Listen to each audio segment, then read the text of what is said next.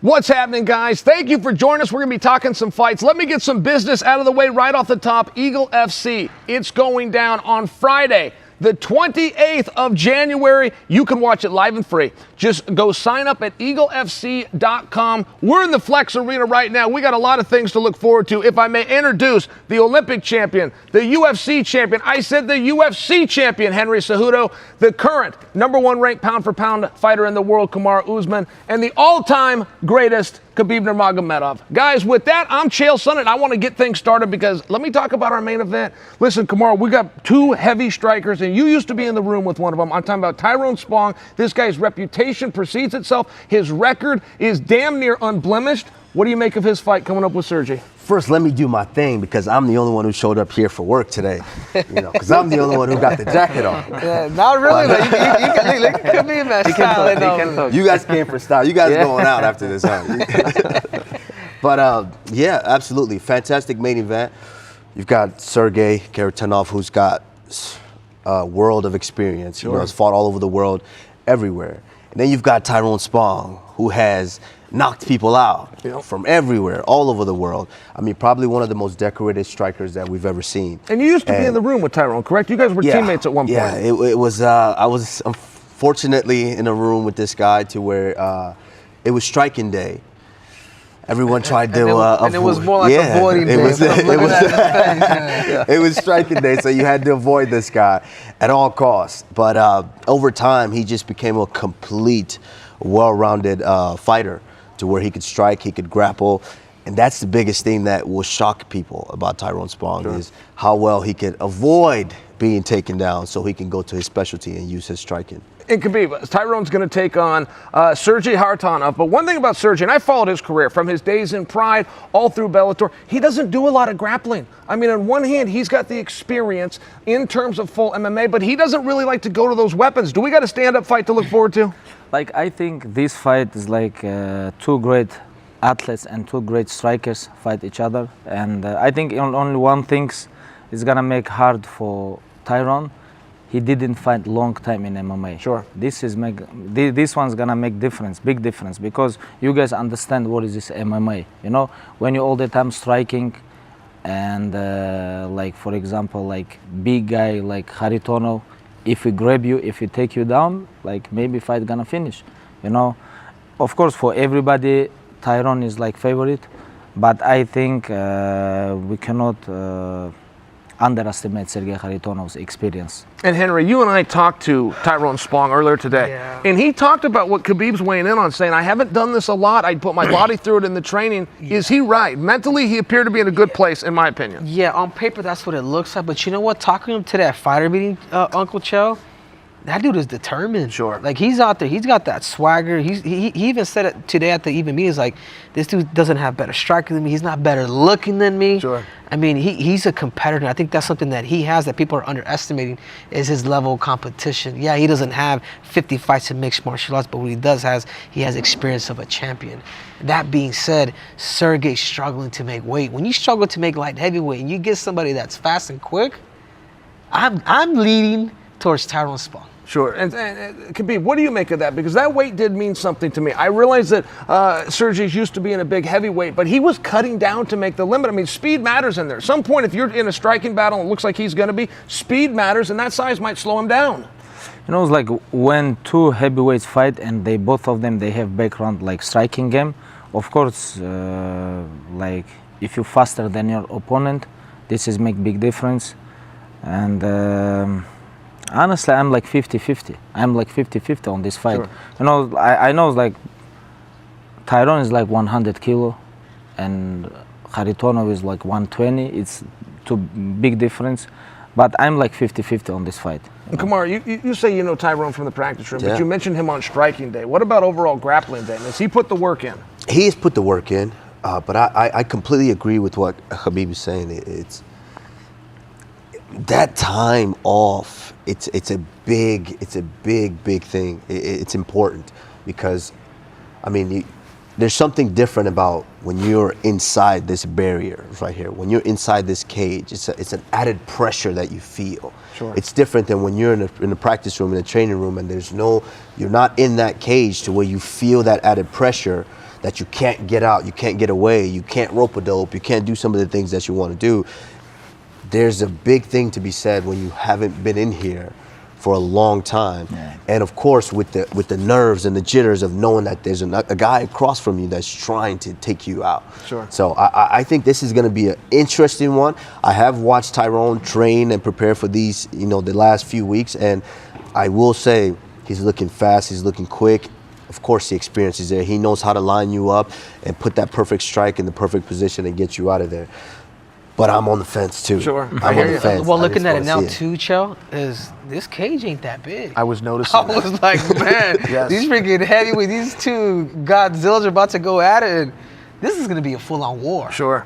And Khabib, I was very excited when you put Rashad Evans on the card. Rashad Evans comes with some nostalgia for me. Back when I was dreaming about being a fighter, things like this, he was already fighting on TV. He had a world championship when I was getting signed to major organizations. A couple of things that Rashad has done since he retired. First off, he went into the Hall of Fame. Most tremendous honor that our industry gives out. But second, guys, he became what's called a fruitarian. He gave me an entire talk on this new diet. He doesn't eat anything but fruit and vegetables. It's changed his body. He says for the better. He says he's feeling faster. He said because of this new diet is what's allowed him to do the training to get into this competition. What do you make of that?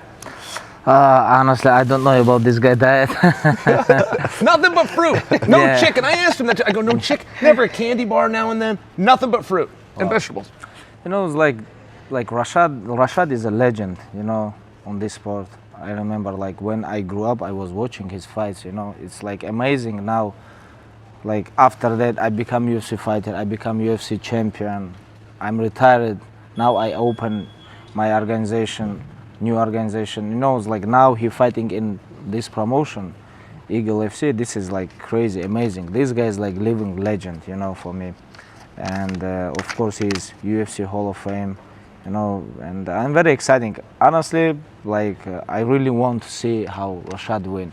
But same time he a very tough opponent with a very good ground game and heavy hands, and I don't know what's gonna happen. And speaking of Rashad's opponent, he's got Gabriel Checo. Checo has been most busy doing grappling, real competitive grappling events. He's got good hands. He's done plenty of MMA, but he believes if he can get this fight to the ground, he's going to have an advantage. And Henry, sometimes I think we have to remind people Rashad Evans was an NCAA contender back in his youth. Yeah, I love this style matchup because when we asked Pacheco today during a fight meeting, he was like, man, listen, I got no game plan.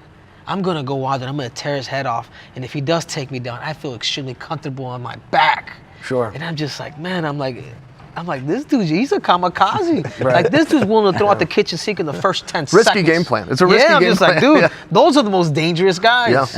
Yeah, absolutely. And I got to tell you, one time you told me, Kamar, that one of the reasons you're in the sport, that you went to the Black Zillions, that you left wrestling, was because of Rashad. I want to say you even said at one point he opened his home to you and you were staying on his couch. I mean, you have to feel something inside as this match gets closer. Absolutely, and a little nostalgia for me too, because I was ringside when you and Rashad got it on back in the day, which wasn't that long ago. Sure, yeah. It seems like back in the day. It feels like back in the day, yeah. But one thing, you're right. I was there for all of those with Rashad. I was there while Rashad was still eating chicken. Sure. I was there through all of that. And so now being here and actually seeing Rashad go through this whole diet change and this whole process, it's interesting because I haven't seen it in competition. Sure. Of course, I actually got to go in there and train with him last week where, of course, I still feel the strength and it's changed his body so he's able to get his weight down and he looks amazing at that weight. But I don't know how that translates over in competition. Sure. I don't know. Being honest, I don't know. There's questions. Of course, there's questions, and that's just what I'm putting out there. Of course, when it comes down to picking a side, that's 100%.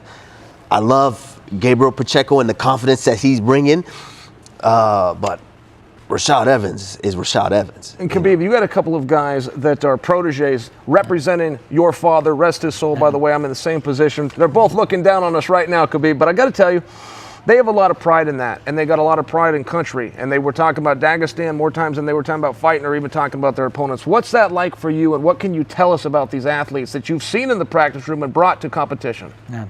It's like, for example, like Raymond, for example, Raymond Magomedov, he's gonna open main card with Anthony Njokuani. You know, this is two great strikers. You know, it's gonna be an amazing fight. You know, I'm very excited about this fight because they both great strikers. You know, and I know Raymond can wrestle too, but he loves striking game. You know, this guy very fast. You know, it's like this guy put sleep a lot of people on amateur career, and right now, couple years he just beginning his professional career. Already he fight everywhere in Russia, Asia. You know. Now, when did you meet him, Khabib? Was he just a little boy? No. I met him couple years ago. He beginning his I think in Ushu Sanda. Yep. Ushu Sanda.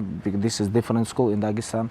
Just when he jumped to the pro MMA, he just moved to our school. You know, because like for pro MMA fighters, you know, like of course for welterweights, our school is the best. You know, like lightweight, welterweight, featherweight. We have not one of the best in Russia. We have like one of the best fighters in the world. You know. Sure. And he joined with us. Right now he like Friday night he's gonna fight here in Eagle FC 44. You know, and his opponent, Anthony Njokuani, this guy, he have a lot of fight in UFC. You know, a lot of great fights, and I'm very excited about this fight. You know. Does that put nerves on you, or does that put pride on you to see one of these young men that you got to be there with in the practice room? How do you feel inside? Honestly, same. Like, of course, I'm a little bit nervous too. You know, like because, and now I have to be a little bit away. You know, because this is my promotion, and I cannot say, oh, let's go for one of them. You know, that's why. I'm gonna be just watch and enjoy with this fight. He can't say that, but I'm gonna jump I know on it, we're not Chael, at that jump on part it. of the show yet, but I'm gonna jump on it. He's fighting the assassin, Anthony Njokuani. Fun fact, one of the first, if not the, I think he is the first Nigerian in the UFC. Ah. Yes. Maybe first from Africa. In the UFC. Now he's a Nigerian. Nigerian? Yes. So most people don't know that, but I've been watching this guy for years. I watched the way that they strike him and his brother Chidi Njokuani.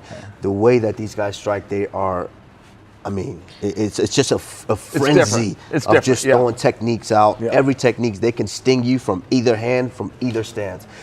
And this is going to be a fun fight. So I know you like your boy Raymond, but Anthony, let's get this one. Yeah, Let's go. and think about it too, Charles. Like, man, I was when we were talking to Anthony during fight, man, this guy has beaten guys like Andy Sauer. Sure. Like, dude, Andy Sauer. I'm like, you beat Andy Sauer In kickboxing, right? Yeah, The pure I'm just kickboxing like, rules. Yeah. whoa.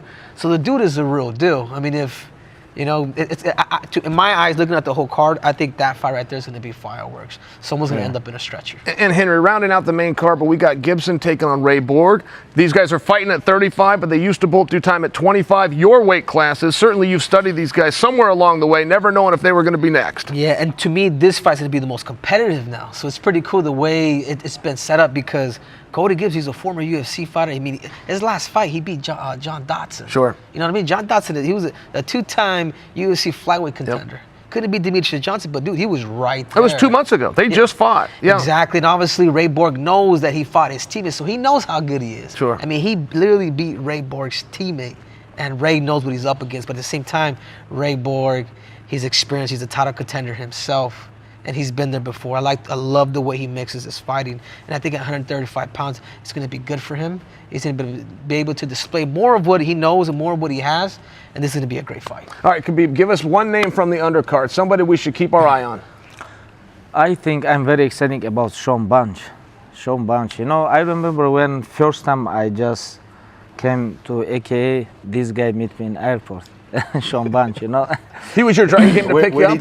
Where did he take you after he met you? He just met me in airport and he told me I'm Sean Bunch. Like, okay, Sean Bunch. And I didn't know English. Like we don't understand each other. But I tell him, right, I remember, it was long flight from Russia. You know, like almost one day I didn't eat. You know, and I tell him, let's go to the McDonald's. He look at me, what? I said, let's go to the McDonald's. He take me to the McDonald's, we enjoy, but we don't understand each other, you know. And then he say, I was in Russia, I compete with a lot of Russian wrestlers. Then we become good friends, you know. Then we become good friends. it was he just finished his wrestling career. He just moved to pro MMA, you know, and yeah, I'm very excited about his comeback, you know, about his fight Friday night, you know, and he have good opponent. His opponent is record like 8-2. He's very tough opponent, you know, from Uzbekistan. And Kamaru, I think this guy is striker. He have very good striking game, and of course, I'm worried about him too. And you know, like same time, always good to see how Sean Bunches fight, because this is one of the fastest guys I ever met inside the gyms. And Kamaru, speaking of Sean Bunch, you as a wrestler were competing about the same time as Sean Bunch. Do you remember his trilogy? They did that in New York when he did the final wrestle-off with Coleman Scott. Do you remember that? Absolutely. It went to all 3 matches. Sean Bunch the Great, we call him. Sean Bunch is a good friend of mine. I too am looking forward to his fight. I think Sean is, as he mentioned, one of the fastest, as far as quick twitch muscle guys that I've ever been around. And he's had a lot of ups and downs in his career, but you know, he's a new father now, and he's getting everything in order, getting the career going, and it's just a new added motivation for him. So I'm excited to see how he gets back on the horse after coming off of a win, you know, this one. I'm also excited about another fight, DeMarcus Jackson. Sure. On that undercard, a guy that I trained with for years. He's training down here in Sanford MMA. I'm excited about this fight. I think DeMarcus, we're talking about guys that are fast. Hey, DeMarcus is fast himself. Very fast, extremely well-rounded. That's the crazy thing about it. He's well-rounded. Just also had a lot of ups and downs in his career. Just can't squeak out that split decision win sometimes. So I'm excited to see him just go out there and just put on that killer instinct and you know, do well. Yeah. And Henry, someone from the undercard. Give us a name, buddy. No, I'm gonna have to go with Sean Bunch. Sure. It's ironically that we all know him. He was actually my Olympic. He helped me get ready for the Olympics. Training partner. Yeah, training partner. And I actually moved out to Ohio to actually train with Sean Bunch. So we have a history, man. Like, if there's anybody that I spend the most time with in that whole room, I mean, you're talking about speed, Chael. I don't think I've ever wrestled anybody faster. He would duck under you, and by the time you turn around, that dude's behind you. He's lifting you, like serious, like Sure. serious speed, like Sure. crazy speed. But I think looking at this whole card, Chael, what Eagle FC has put together, it's like you're not going to see any like shutouts. And that's what I love about it. Everybody's going to compete. It's very neutralized and it's very equal, and let the best man win. Yeah, well, let's close on that, because I'll tell you, I've been to a lot of first promotions. This one feels different. The buzz is different. The arena's different. The fights are going to be different. Guys, when I tell you this is live and free, I'm talking about it's live and free. Just go to eaglefc.com. That's it. Sign up. You're going to enjoy this. Now, little insight here. We're making this on Thursday. The fights are tomorrow on Friday. Some of you are going to see this tomorrow, meaning the fights are tonight, January 28th. For some of you, the fights are tomorrow. This is upon us, guys. There is no time to wait. Spong is taking on Karatonov. Rashad Evans is back. He's taking on Checo for Khabib. For the champ, for Triple C, I'm Chael P, and we will see you all at Eagle FC tomorrow at 6 o'clock.